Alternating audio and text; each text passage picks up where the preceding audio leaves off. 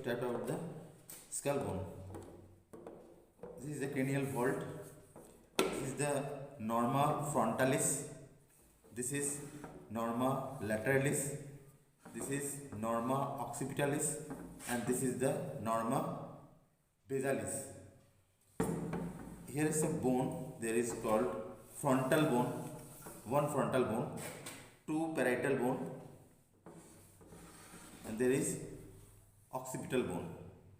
Below the parietal bone there is a temporal bone here and here. So there is one frontal bone, two parietal bone, two temporal bone, and one occipital bone. After that there is also some bones are there in the interior of the skull bone. When we remove the cranial vault, this is the interior structure of the skull bone. Here we show the three cranial fossa. First is anterior cranial fossa, middle cranial fossa, and posterior cranial fossa. Anterior cranial fossa consists of,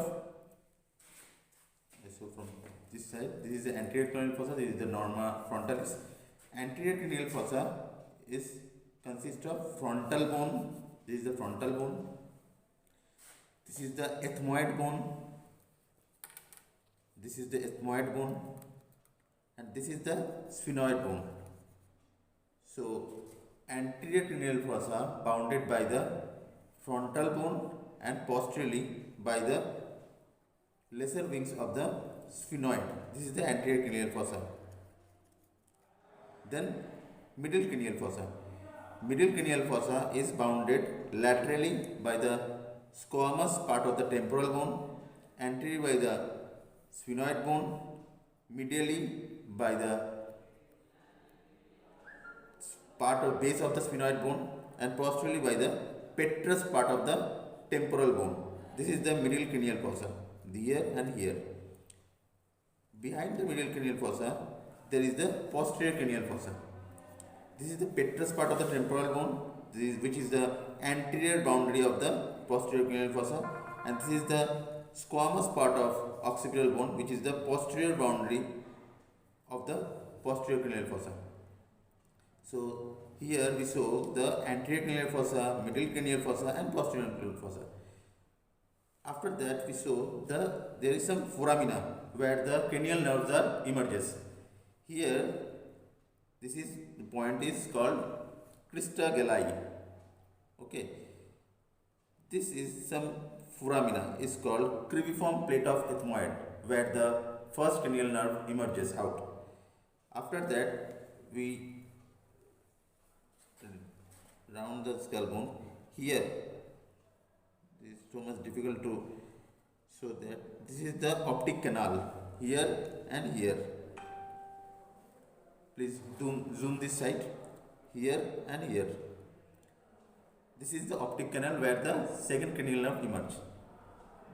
Below the optic canal, here where the pin is located, please zoom this side. This is the superior orbital fissure where the 3, 4, 5A and 6 4 cranial nerve are emerge out.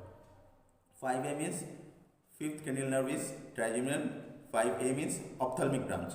After that, middle cranial fossa, we see the foramen rotundum where the 5B is emerge out, and foramen ovale is oval shaped, so called is ovale.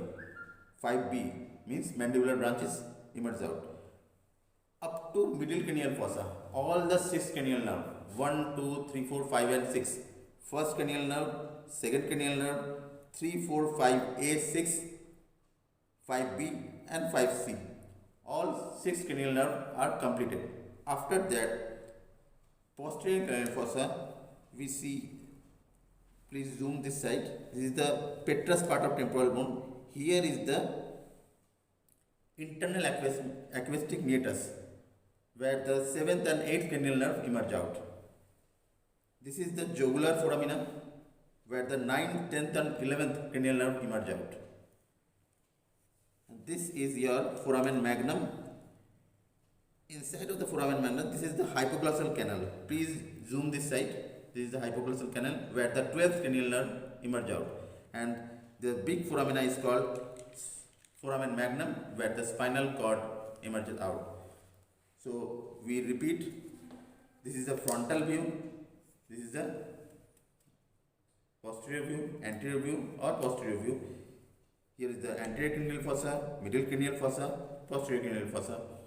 This is the crista galli, cribriform plate of ethmoid, optic canal, superior orbital fissure, foramen rotundum, foramen ovale, internal aquatic meatus, jugular foramina and hypoglossal canal.